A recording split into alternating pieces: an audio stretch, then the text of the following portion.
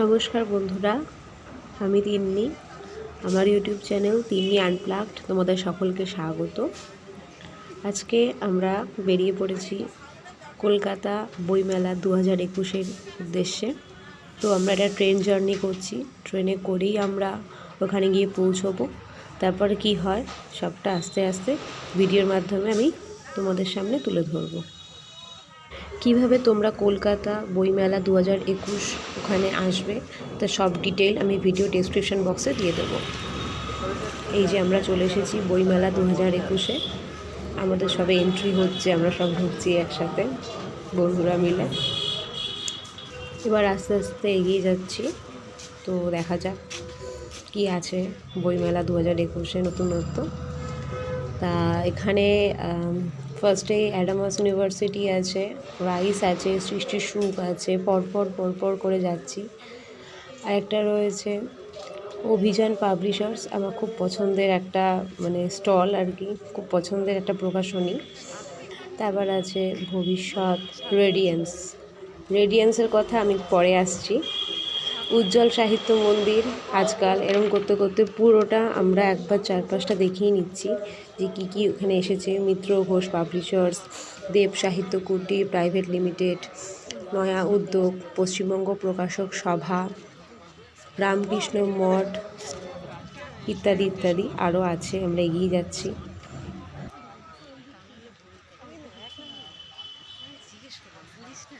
সবশেষে রয়েছে মৌলিক লাইব্রেরি, আমাদের ঠাকুরনগরের সম্রাটদা, উনি মৌলিক লাইব্রেরির বই লেখেন। তো সম্রাটদার বই আমি ওখানে গিয়েও দেখেছি, পেয়েছি। এই যে মৌলিক লাইব্রেরি, আমরা এগোচ্ছি ওর স্টলটাতে।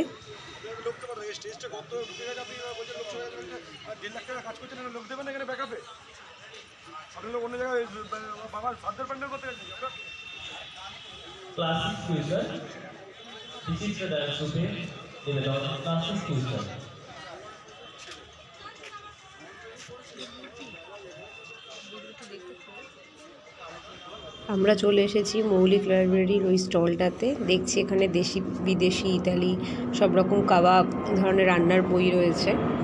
তারপরেই আস্তে আস্তে চোখ চলে গেল সম্রাট সাজেশন বইয়ের দিকে, এক্সক্লুসিভ সম্রাট সাজেশন। এই যে এই বইগুলোর দিকে চলে গেল চোখ, ভীষণ ভালো লাগলো।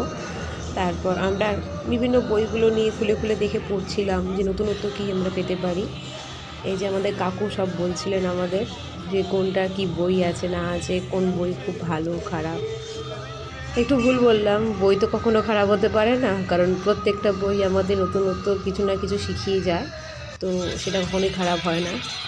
যাই হোক, এবার আমরা মেলার এক সাইডটা দেখালাম, অপর সাইডটাও আমি দেখাচ্ছি। এই যে আস্তে আস্তে যাচ্ছি, আমরা এগিয়ে যাচ্ছি।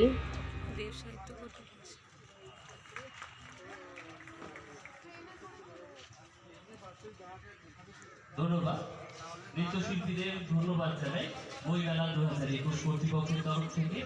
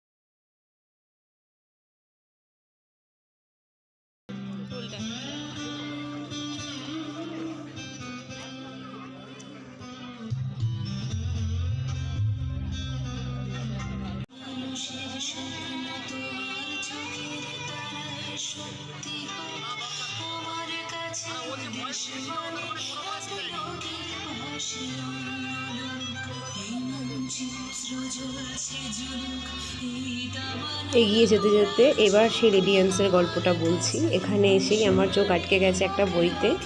সেই বইটা দেখে আমি সঙ্গে সঙ্গে কিনে নেওয়ার জন্য সিদ্ধান্ত নিয়েই নিলাম। সেটা হচ্ছে খাদ্যবিজ্ঞান, আচার্য প্রফুল্লচন্দ্র রায়ের। এই যে খাদ্যবিজ্ঞান বইটা, এটা আমি কিনে নিলাম।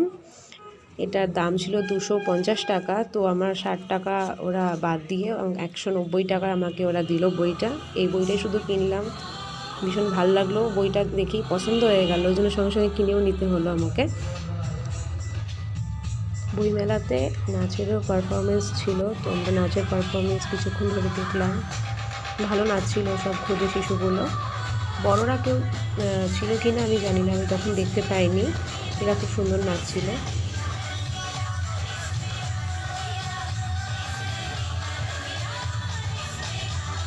এরপর আমাদের চোখে পড়লো সামনে টেবিল চেয়ার পাতা রয়েছে এবং তার উপরে আস্তে আস্তে রঙের প্যালেট সাজিয়ে দেওয়া হচ্ছে। তো আমার মনে হয়েছিল যে এখানে সত্যি কোনো আর্টিস্ট আসবেন, এসে আমাদের হয়তো ছবি এঁকে দিতে বললে হয়তো এঁকেই দেবেন, কিন্তু তা নয়। এখানে দাদা দিদি যারা এসেছিল তারা এসে নিজেদের ভাবনা নিয়ে একটা ছবি এঁকে ওরা মানে রং করছিল। তো আমি ওদের প্রত্যেককেই জিজ্ঞেস করেছিলাম যে ওদের সাবজেক্টটা কী, তো ওরা বলেছিল, কিন্তু দুর্ভাগ্যবশত আমার সেটা ক্যাপচারিং করে তোমাদের সামনে উপহার দেওয়া হলো না। আমি পরে বলে দেব যে ওরা কী কী বিষয় ছবিটা আর কি এঁকেছিল।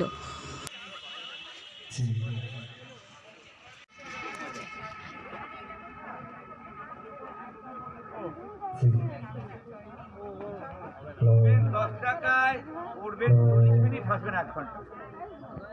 বিজয়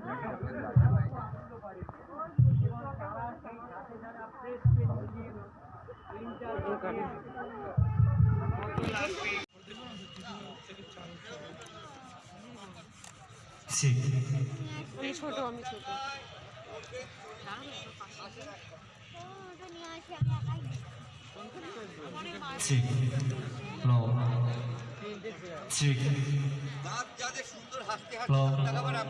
এখানে প্রত্যেকের বিষয়ে যদি বলতে যাই তাহলে এক একজন এক এক ধরনের চিন্তাভাবনায় আঁকছে।